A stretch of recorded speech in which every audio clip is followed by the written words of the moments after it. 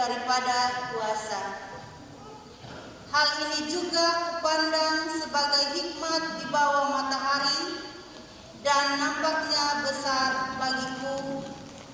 Ada sebuah kota yang kecil, penduduknya tidak seberapa. Seorang raja yang agung menyerang, mengepungnya dan mendirikan tembok-tembok pengepungan yang besar terhadapnya. Di situ terdapat seorang miskin yang berhikmat. Dengan hikmatnya ia menyelamatkan kota itu, tetapi tak ada orang yang mengingat orang yang miskin itu. Kataku, hikmat lebih baik daripada keperkasaan, tetapi hikmat orang miskin dihina dan perkataannya tidak didengar orang. Perkataan orang berhikmat yang didengar dengan tenang lebih baik daripada teriakan orang yang berkuasa di antara orang bodoh. Hikmat lebih baik daripada alat-alat perang, tetapi satu orang yang keliru dapat merusakkan banyak hal yang baik. Demikianlah sabda Tuhan.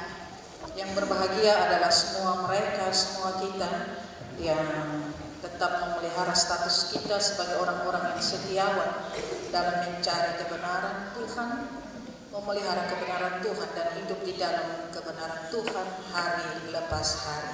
Haleluya.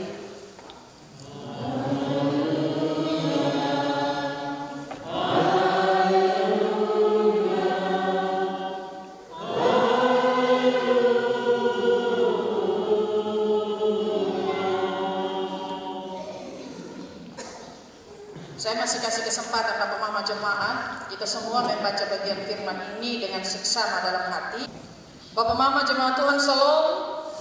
Selamat pagi dan selamat menikmati persekutuan yang indah yang Tuhan adakan bagi kita di dalam rumahnya pada saat ini. Kita ada di dalam minggu kedua bulan kebangsaan. Dan tema kecil yang diberikan kepada kita bagaimana menjadi warga bangsa yang berhikmat. 3 hari lagi kita bersama akan merayakan ulang tahun kemerdekaan kita. Dan saya kira ini tahun ya wajahnya berbeda ya. Setelah 3 tahun kita ada di dalam suasana COVID, ya, euforia menuju 17 itu terlihat sekali. Ini tahu bahwa kita di sekolah-sekolah, di kantor-kantor, bahkan ada juga dalam gereja juga yang ada di dalam berbagai kegiatan untuk memeriahkan 17 Agustus. Bahkan Bapak Mama orang tua juga ada yang sibuk di toko-toko gitu ya. Oleh karena ya kita punya anak sekolah dong, masing-masing anak dibagi tugas, disibukkan dengan perayaan di sekolah. Nah Bapak Mama, saudara-saudariku terkasih, tadi saya bilang euforia. Kemeriahan menuju 17 Agustus kita dapat di tahun ini, setelah 3 tahun tidak dapat. Yang saya mau sampaikan kepada Bapak Mama di sini adalah bahwa apakah cukup sampai di euforia mempersiapkan dan merayakan hari kemerdekaan? Apakah sampai hanya diteriakan merdeka merdeka pada waktu tanggal 17 Agustus?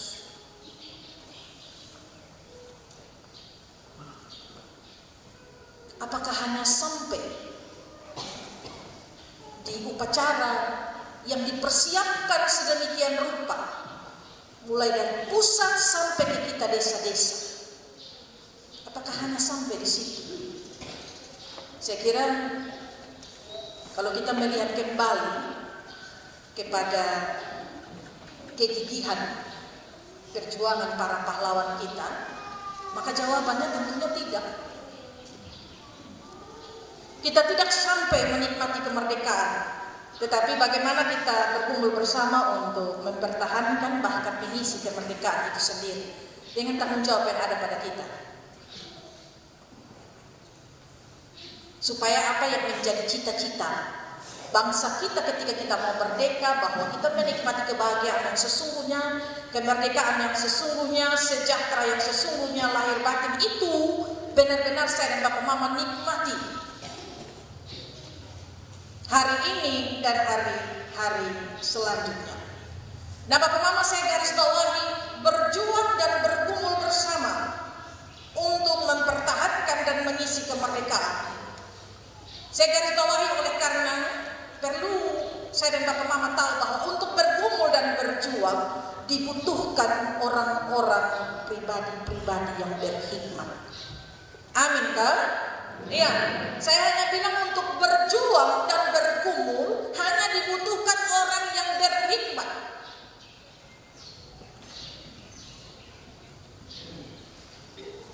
Sebab hanya dengan hikmat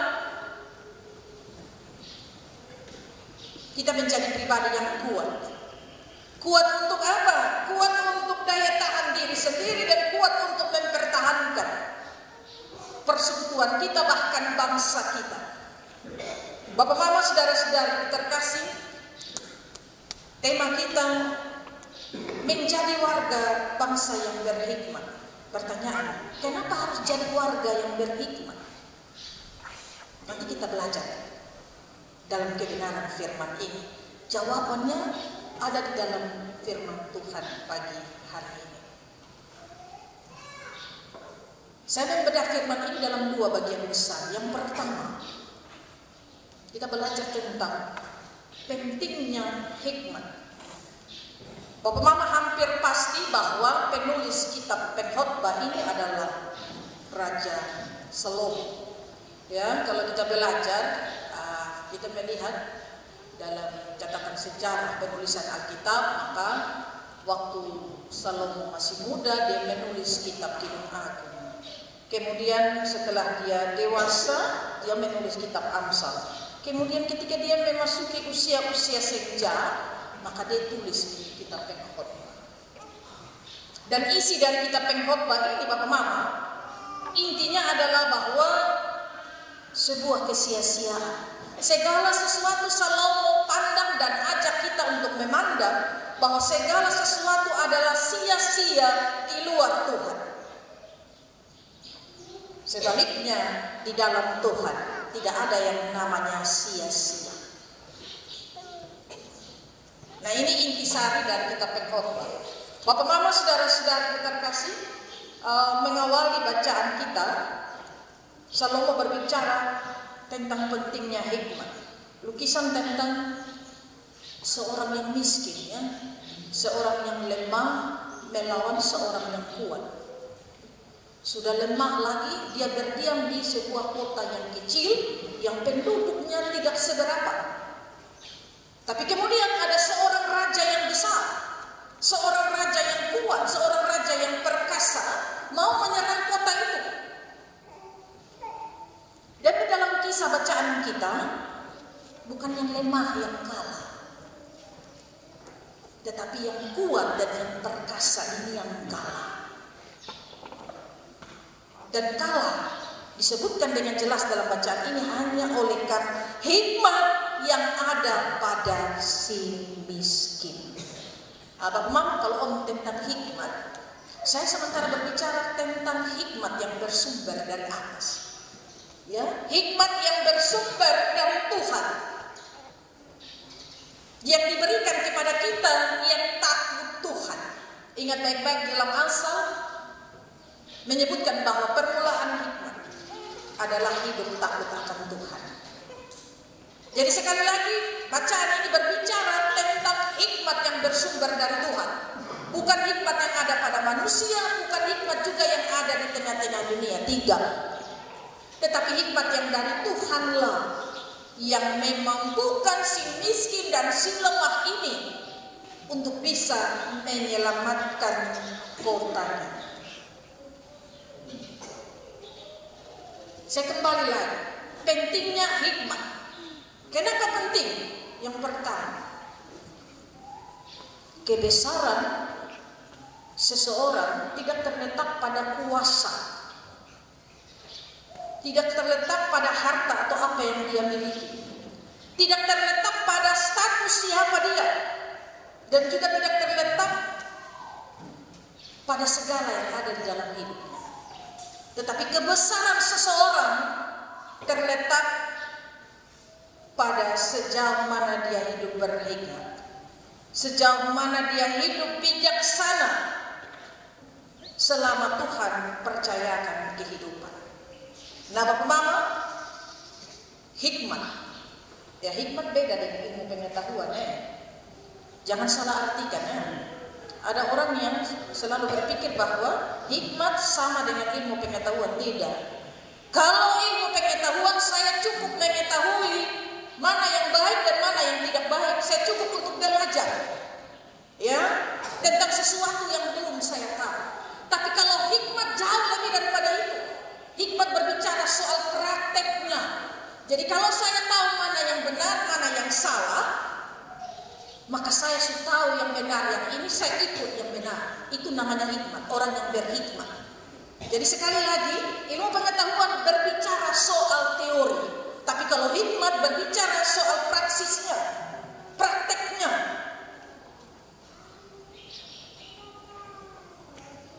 Dan tentunya kemampuan seseorang untuk melihat mana yang baik dan yang benar, melakukan mana yang benar, itu hanya dianugerahkan oleh Tuhan.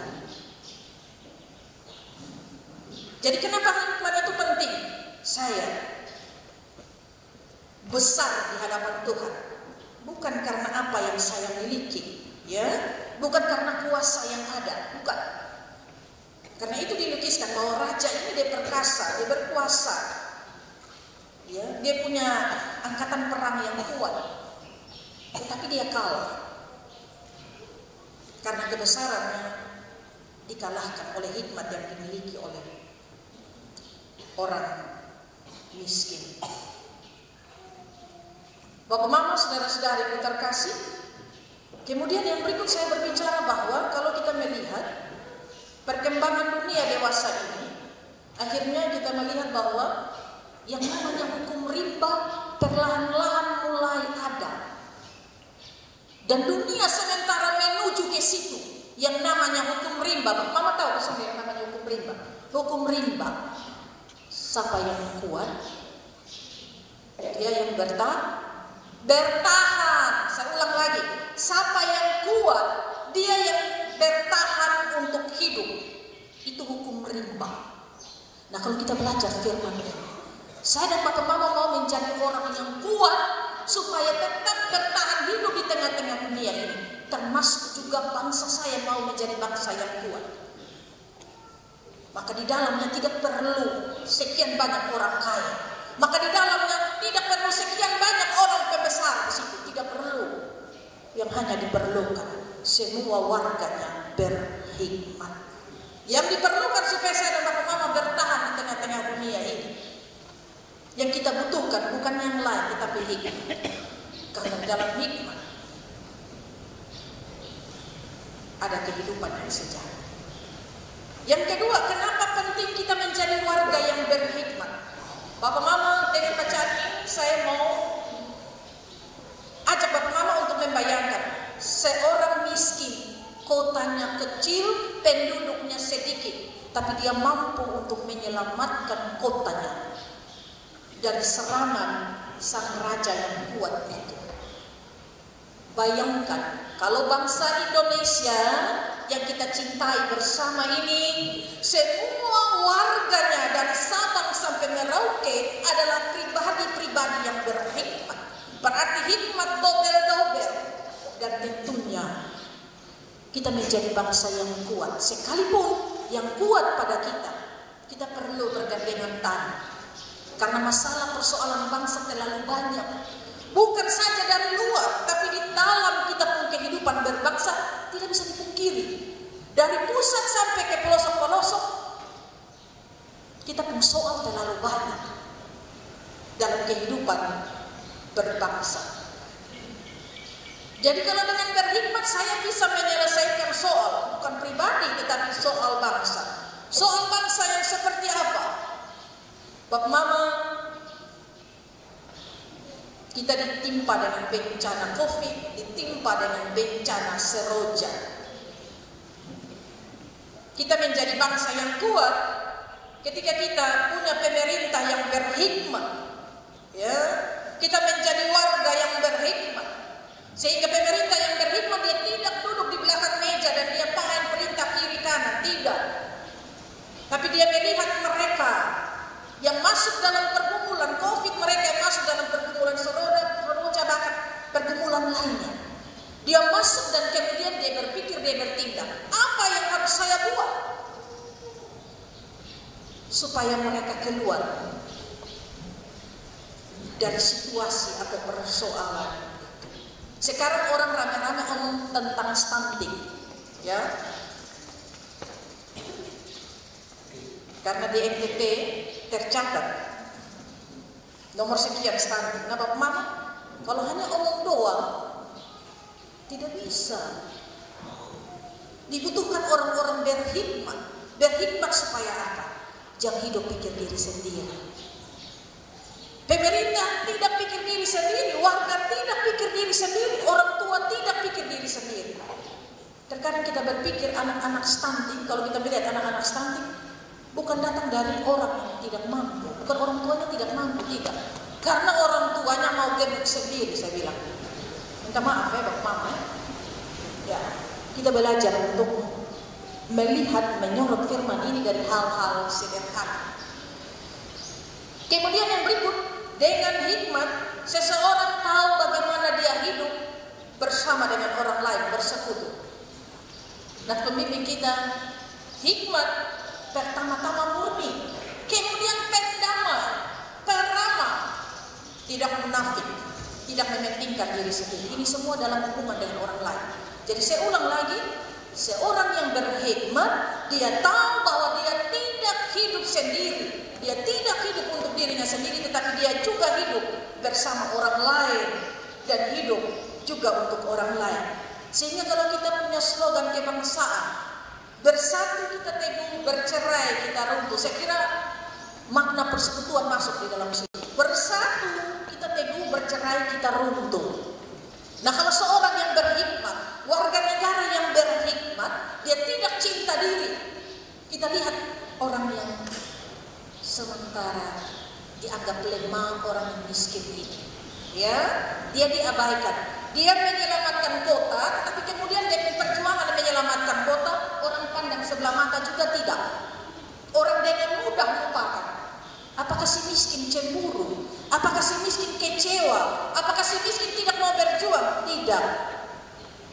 Dia tetap memberi yang terbaik karena dia tahu bahwa tujuan persekutuan, dia tahu bahwa tujuan hidup bersama memberi yang terbaik untuk sejahtera bersama. Termasuk juga dia, sekalipun dia kecil, sekalipun dia lemah, tapi dia mau bantu, dia mau mengabdi kepada Tuhan. Nah, Bapak Mama, saudara-saudari terkasih, omong tentang persekutuan, saya kira gereja juga tidak lepas dari persekutuan. Kalau dunia membutuhkan orang-orang berhikmat, gereja pun membutuhkan warga jemaat yang berhikmat, supaya bagaimana menjaga persekutuan itu dengan baik. Terkadang kita ada dalam persekutuan di dalam gereja. Memang di dalam hati manusia, siapa yang mau tahu, gitu ya? Di dalam gereja reko, nanti di luar sana buat lain, subuat lain yang son datang gereja lain, pihasut orang di sana, bawa datang di gereja. Saya kira ini penyakit sebuah persekutuan, termasuk juga persekutuan atas nama atau di dalam berdasarkan persekutuan yang dibangun oleh Kristus sendiri, bergereja. Juga ada orang di dalam. Nah, kita melihat bahwa dibutuhkan juga, kita perlu untuk menjadi warga gereja yang berhikmat. Warga gereja yang berhikmat. Bagaimana saya berkontribusi menjadi warga jemaat yang baik, menjadi pelayan yang baik, menjadi presbiter yang baik. Karena baik itu bukan soal teori. Ya. Firman Tuhan bilang, jangan jadi pendendam, jangan munafik. Kami sudah tahu, tapi kemudian enggan untuk melakukan. Itu bukan lagi yang namanya orang berhikmat. Orang berhikmat, dia tahu bahwa itu benar dan Tuhan mau, dia akan buat itu. Karena itu hikmat lebih condong kepada kemampuan seseorang untuk dia berpikir, dia berucap, dia merasakan, bahkan dia melakukan apa yang menjadi panggilannya dari Tuhan. Yang berikut lagi, dengan hikmat. Orang yang berhikmat, kata-kata yang keluar mendatangkan sejahtera, melahirkan ketenangan bagi lingkungan atau bagi orang yang berbicara dengannya. Kembali lagi kepada saya dan Bapak Mama. Sekian lama kita menghidup di dalam Tuhan. Apakah benar hikmat itu kita peroleh? Ya. Apakah benar kata-kata yang kita ucapkan adalah kata-kata yang memberkati?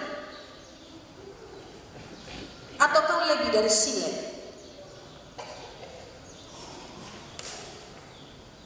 Dan kemudian Bapak Mama, saudara-saudari terkasih, dengan hikmat kita tidak mudah terbawa arus zaman. Saya ulang lagi, dengan hikmat kita tidak mudah terbawa arus zaman. Bapak Mama, ingat baik-baik, kita sementara hidup di tengah-tengah dunia, bukan di sorga. Amin, kok Bapak Mama? Nah begitu, nanti kalau di sorga baru kita bekerja tiap hari, kita begini-begini sampai Tuhan, hidup di Tuhan bersama-sama, memuliakan Dia. Tapi sadar bahwa kita sementara hidup di tengah-tengah dunia ini. Kalau saya berhikmat, maka saya tahu bahwa saya bekerja dulu, baru saya makan. Tapi ada orang yang buat terbalik. Dia mau menuntut makan dulu, bekerja nanti dulu. Kemudian juga Bapak Mama, terbawa arus zaman. Media sosial bagi saya berkat, ini anugerah. Ya, kita bisa mengakses berita-berita, bahkan kita juga bisa melayani lewat medsos. Tapi apakah media sosial dipergunakan seperti itu atau tidak? Ataukah hanya bakalai dalam rumah tangga, status? Gitu ya? Tidak suka dengan orang, status. Orang ada berduka, foto dan status. Orang celaka tidak tolong, tapi foto, status. Ini kira-kira kita bukan lagi menjadi orang yang berhikmat, begitu ya? Media sosial ini sebuah perkembangan zaman yang melancarkan kita untuk melayani Tuhan dan melayani dunia ini. Tapi apakah kita secara berhikmat kita pakai di media sosial atau tidak? Jangan sampai media sosial kita hanya sampai di kepo. Bapak Mama harus tahu kepo kok? Kepo itu apa ya? Jawab sudah, saya lihat jam terus supaya khotbah jangan terlalu lama. Kepo. Mau tahu atau mau tahu sekali? Begitu ya? Kadang kita pakai media sosial. Dulu di mana, lihat Facebook, lihat orang status dan lain-lain. Ya, orang status menangis, berduka, sampai di kepo itu saja. Terus selebihnya tidak. Nah ini yang menjadi soal Bapak Mama. Yang berikut lagi, Bapak Mama, saudara-saudari terkasih, selain daripada pentingnya berhikmat, saya mengungkapkan poin yang kedua juga diperhatikan oleh kita semua. Ada dua hal yang perlu diperhatikan ketika kita beroleh hikmat. Yang pertama, hikmat tidak berbicara soal kepentingan diri. Hikmat tidak berbicara soal nyaman diri. Hikmat tidak berbicara soal sejahtera sendiri. Tetapi hikmat berbicara tentang bagaimana kepentingan orang lain dan kepentingan bersama sejahtera bersama, bahagia bersama, dan kebahagiaan bersama. Tadi si miskin, dia berdaya dengan hikmat yang ada pada dia. Dia mau mengabdi kepada kota kecilnya. Karena itu, sekalipun disepelekan dan kemudian dilupakan, dia lebih memilih untuk terus berjuang untuk kotanya. Karena itu Bapak Mama, hikmat tidak berbicara soal kehidupan diri sendiri, tetapi bagaimana saya hidup bersama-sama dengan orang lain. Yang kedua yang perlu diperhatikan adalah hikmat itu perlu dijaga baik-baik. Lihat di bagian akhir firman ini, satu orang yang keliru akan menghancurkan.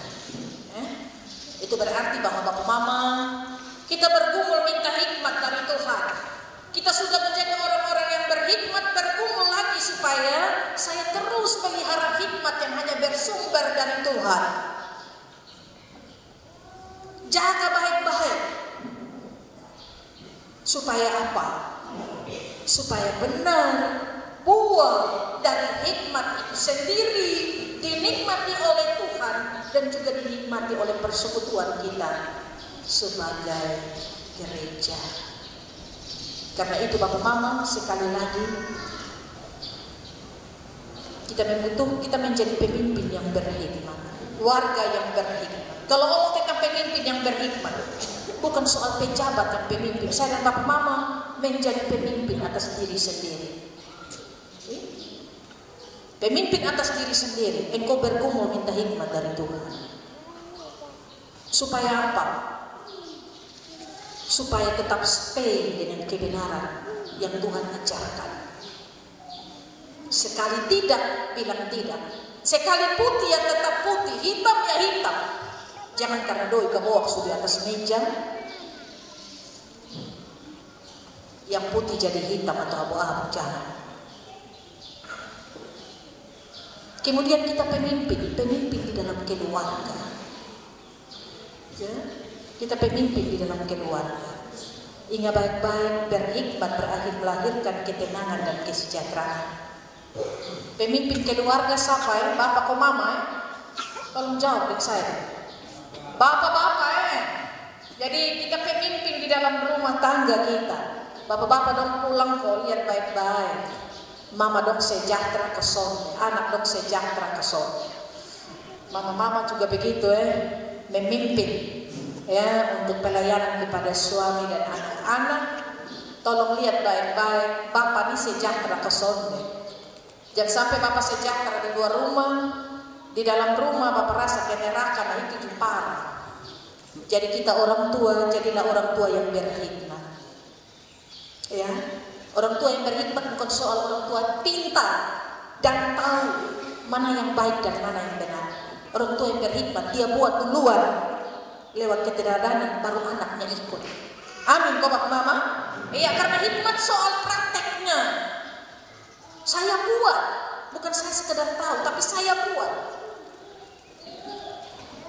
Dan karena itu Bapak Mama, sekali lagi kita ada di dalam minggu kedua bulan kebangsaan. Mari belajar untuk menjadi warga yang berhikmat. Dan mari sadar bahwa permulaan hikmat adalah hidup takut akan Tuhan. Jadi kita bergumul minta hikmat, tapi kalau saya hidup tidak takut Tuhan, hikmat tidak ada pada saya. Tetapi ketika saya belajar untuk bergumul minta hikmat dari Tuhan, saya hidup baik-baik, ikut Tuhan untuk main. Otomatis hikmat itu menjadi bagian kita. Mari bergumul bersama menjadi warga bangsa yang berhikmat, supaya sekalipun 1001 macam soal di dalam bangsa kita, tetapi kemerdekaan yang sejati itu tetap saya dan Bapak Mama nikmati. Kita menjadi pribadi-pribadi yang mampu untuk berjuang dan mengisi kemerdekaan kita dengan baik. Tuhan memberkati kita semua. Amin.